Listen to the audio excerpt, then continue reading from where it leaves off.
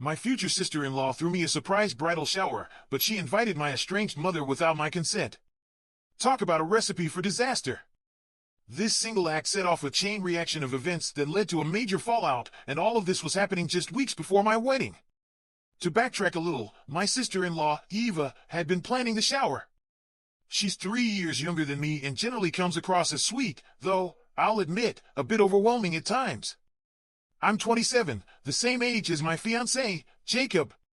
We've both lived away from our families for a long time, and we met while attending college out of state. But here's the twist, we weren't even friends in college. We didn't connect back then, not at all. It wasn't until 3 years ago that we actually started dating. I bumped into Jacob at a party, of all places. We realized we were among the last few people left in town, while everyone else had returned to their homes after graduation. That night marked the beginning of something unexpected, and from that moment, we couldn't stop talking. Fast forward 3 months, we decided to move in together. We needed to split rent, after all, and it just seemed right. After about 6 months of being together, Jacob decided it was time to introduce me to his family. It felt like the right moment for both of us, and so it happened. I'd met his sister briefly before, during our graduation ceremony. She had complimented my earrings, and I remembered her kindness. At that point, we got along really well, and I thought, hey, I'm going to have a sweet sister-in-law. But as time went on, things started to shift. I realized Eva, though sweet, could be a bit much. Her presence, at times, felt too strong. And I won't lie, I didn't appreciate it. It wasn't just her, it was something deeper. Part of the reason I'd moved away from my own family was to escape control. I needed my space, my freedom. I loved my family dearly, but I couldn't handle the constant pressure to live by their terms. Jacob felt the same way, which is probably why we both moved away. It gave us our independence. But then, just 4 months after we'd met each other's families, Eva dropped a bombshell. She called me up one day to tell me that she was moving closer to us. She had gotten a job offer in our city and had decided it was time to make the move. I didn't mind that she was coming closer, but deep down, I knew it might get a bit suffocating if she lived too close. Jacob and I lived in the suburbs, which worked for us, but Eva's commute would be ridiculous. I told her she should look for a place closer to the city. That way, she wouldn't have to endure a crazy daily commute. Eva didn't seem thrilled by my suggestion, but she didn't argue either. Jacob and I agreed it was for the best, not just for her, but for us, too. Too much of anything, even family, isn't always a good thing.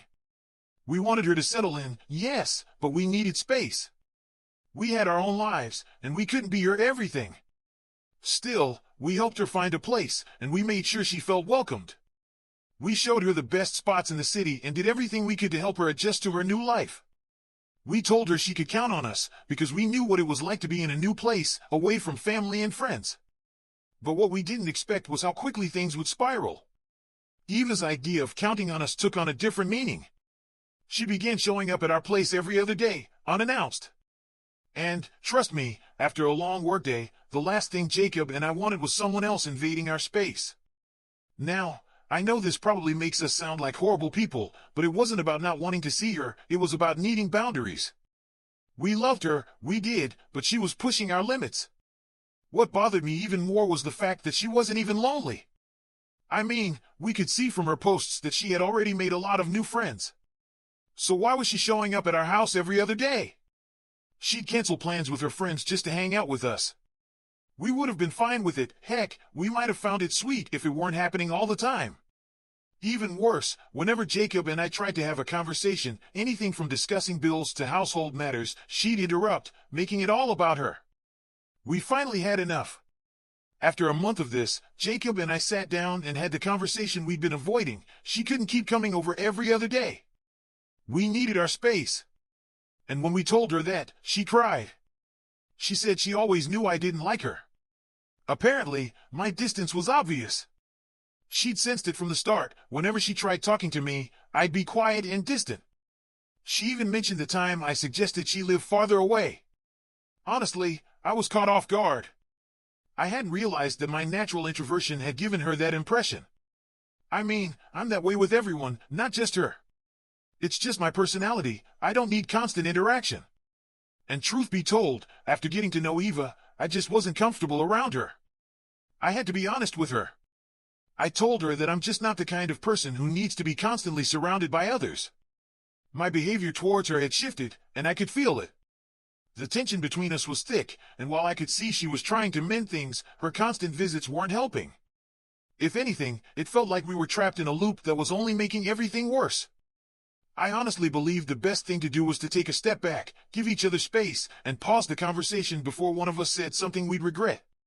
I thought it was a fair and reasonable request. But she didn't see it that way. She was adamant. "We need to talk today," she said, as if there was no room for negotiation. It felt like a demand, not a conversation. She insisted that I had to open up to her or we'd never build a good relationship. Her reasoning? Jacob and I were doing well, we were headed for marriage, and she wanted to have a solid bond with me because, after all, I was going to be her sister-in-law. I found it unnecessary, to be honest, but she wouldn't let it go. It felt like she was pushing me into a corner, forcing me to have a confrontation that I wasn't ready for. And when the conversation finally unfolded, it was nothing like what I had hoped for. It was her, talking endlessly about her own feelings, completely dismissing anything I had to say.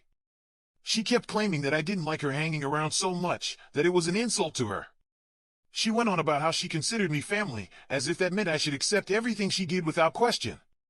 Her words twisted everything into a narrative where I was the one being unreasonable. "I've tried to make you happy," she said dramatically, as if I had done something wrong by wanting space. Then, as if to turn the knife, she added that if I really disliked her, she would never visit again. The emotional manipulation was clear, and I could feel the frustration bubbling up inside me.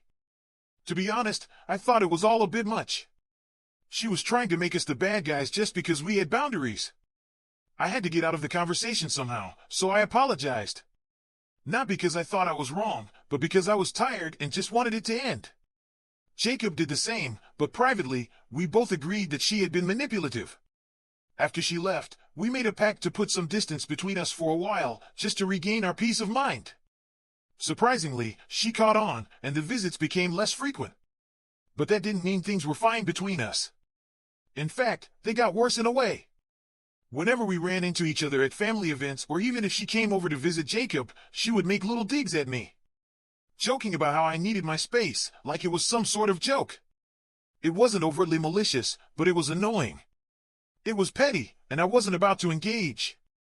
I knew better than to let her drag me into another confrontation, especially when I could tell she was just waiting to cry her way out of it. So, I stayed silent. But the tension lingered. It was clear things weren't quite right between us. Everything changed when Jacob proposed. That seemed to be the turning point. Suddenly, she wasn't cold or snarky anymore. I think she realized that I was here to stay, that I was going to be a permanent part of the family. She didn't want to rock the boat, especially not with me now a fixture in her brother's life. Jacob had already addressed his issues with her, but they remained close, and for the sake of family harmony, we did too. After the proposal, she started being genuinely nice to me, and I appreciated it. I didn't want to hold any grudges. I was ready to start fresh. After all, I was going to be family now, and I didn't want bad blood. She was supportive during the wedding planning, even offering to help. So, when she asked if she could throw me a bridal shower, I agreed. I didn't plan on having one, but she seemed so excited. I figured it wouldn't hurt to let her have a shot at it, especially since she had been so pleasant lately. She took the reins, and everything seemed to be moving along smoothly. I gave her a guest list, trusted her with the details, and didn't think much of it. But then, 2 days before the event, she asked me to come to the venue an hour before it was supposed to start. When I asked why, she explained that she just wanted me to make sure everything was perfect. She said I could check the setup, make any changes, and ensure it was all to my liking. I was exhausted, juggling the wedding prep with work, and the last thing I wanted was another task to handle. I told her she could take care of it and that I'd be fine with whatever she did. But she insisted. I finally agreed, though something about the way she was acting felt off. And when I arrived that day, I understood why. As soon as I walked into the venue, I saw her, the last person I expected to see there. My estranged mother. I stopped dead in my tracks, unable to believe my eyes. Eva, with a big smile, proudly shouted, "Surprise!" as if everything was fine. I couldn't believe what I was seeing. She knew about the bad blood between my mother and me. She knew that we hadn't spoken in years. Yet, here she was, having invited my mother to my bridal shower without even asking me first. My mother and I were both visibly uncomfortable. It was as if Eva couldn't read the room. She casually suggested that we needed to make peace, to hug it out, like everything could just be swept under the rug. I lost it. I wasn't going to sit there and let her control my life, making decisions for me without my input. My mother looked as shocked as I was. I yelled at Eva, telling her she had crossed a line. Inviting my mother to this event was a massive violation of my privacy. We weren't even close, and yet she thought she could get away with it? Not on my watch. She couldn't just play the good guy anymore. She tried to defend her actions, claiming her heart was in the right place, that she only wanted to help me reconnect with my mother before such an important event. But that was exactly the problem. It wasn't her place to do any of that. She never once considered how I would feel. If she truly cared about my feelings, she would never have done what she did. And then, my mother stepped in. She didn't hold back. She told Eva it was ridiculous to think I would be grateful for any of this. That was just who I was, someone who doesn't show gratitude. My mother knew me better than anyone, and she saw right through Ava's intentions the second she mentioned the event, claiming I invited her to apologize and make things right. My mother knew better. She knew I would never apologize.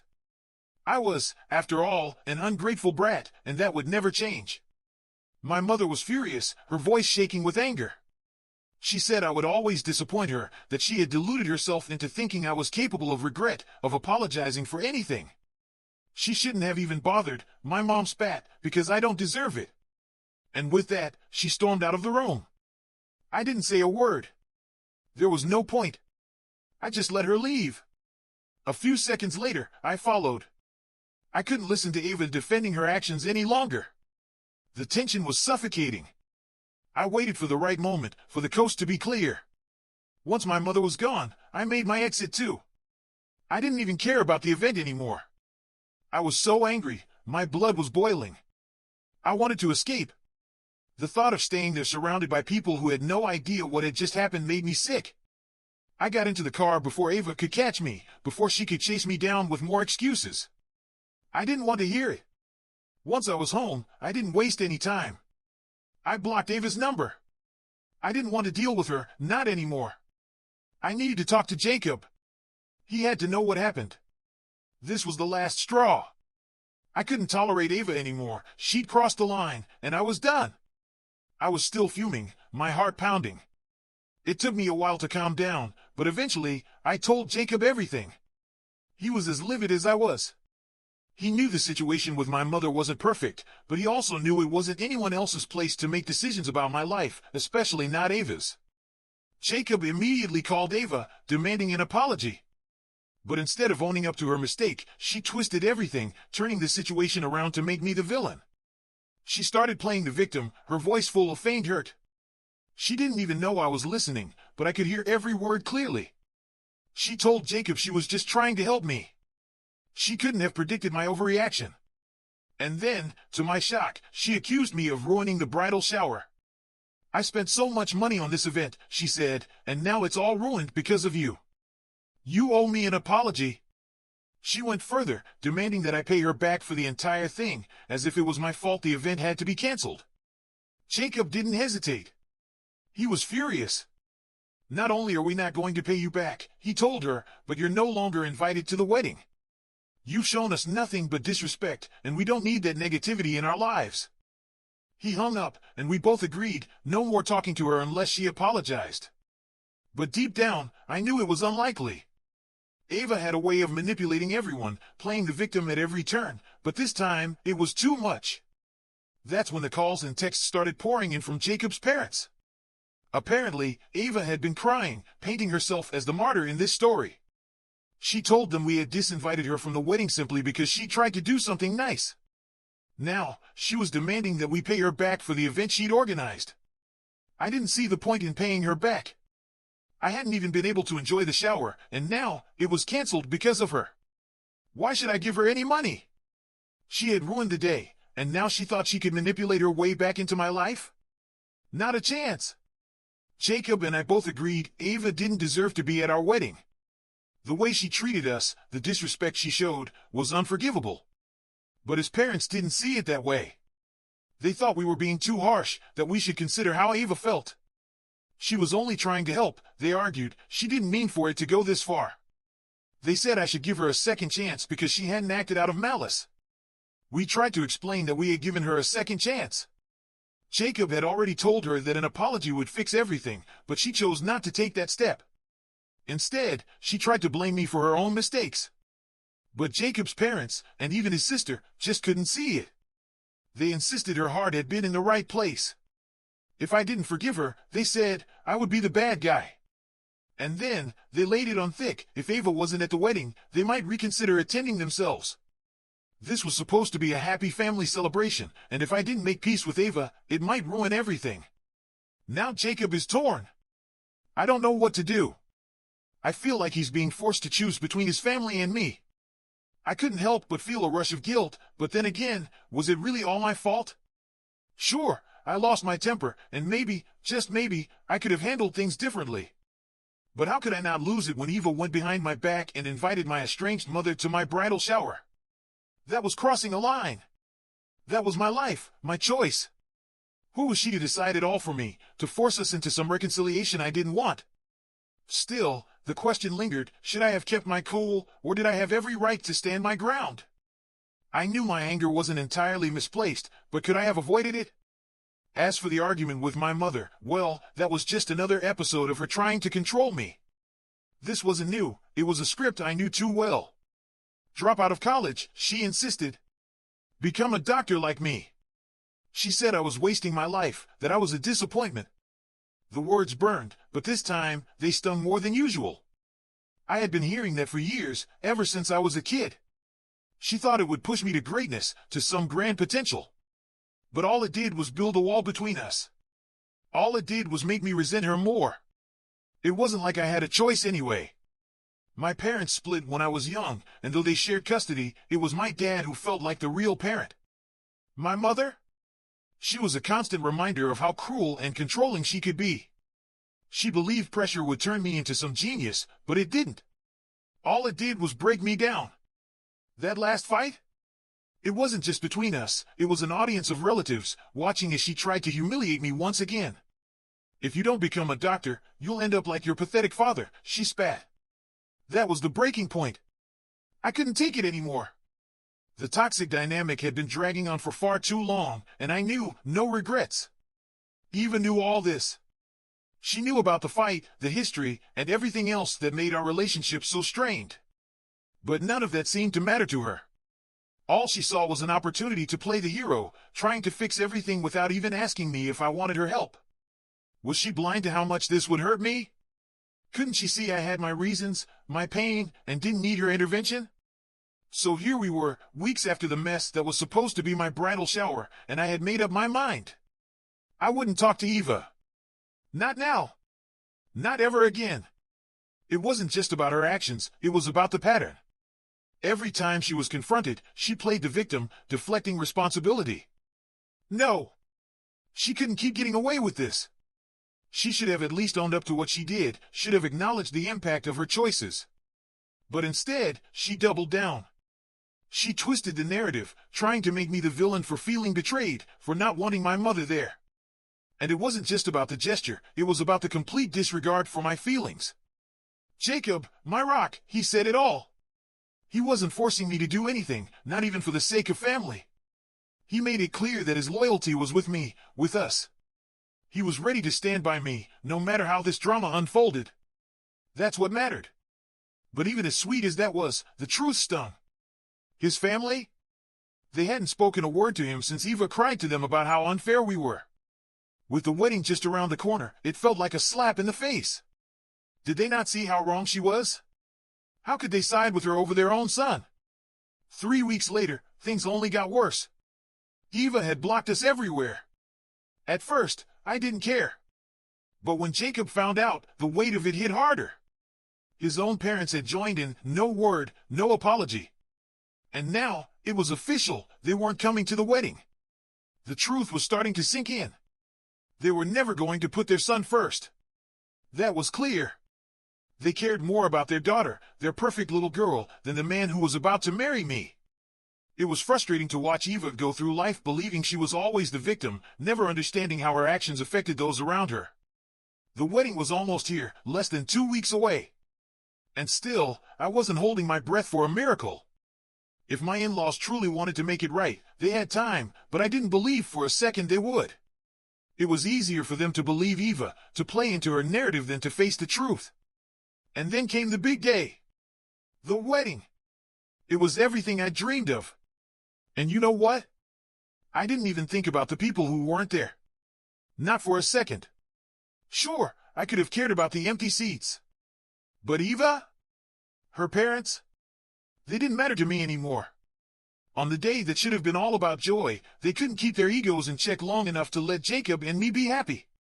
It was disappointing, sure, but we didn't need them. We had each other. And the people who mattered, the ones who knew the full story, they had our backs.